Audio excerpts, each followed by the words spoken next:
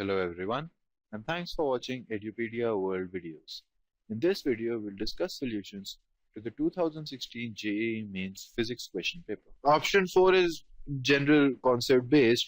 We know that for metals, the resistance increases with an increase in temperature according to the result like R is equal to R naught times 1 plus alpha theta.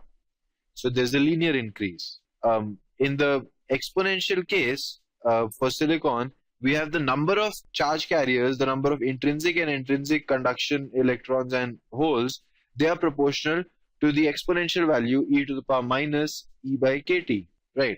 So it is always exponential for the case of semiconductors. That's why the decrease in resistance is very steep for semiconductors. And obviously, it decreases for semiconductors because as the temperature increases, you have more charge carriers going into the ranges where conduction can happen, going into the conduction bands. So the resistance will decrease for silicon and increases for copper, linear for copper, and exponential for silicon, which means the answer is option 3.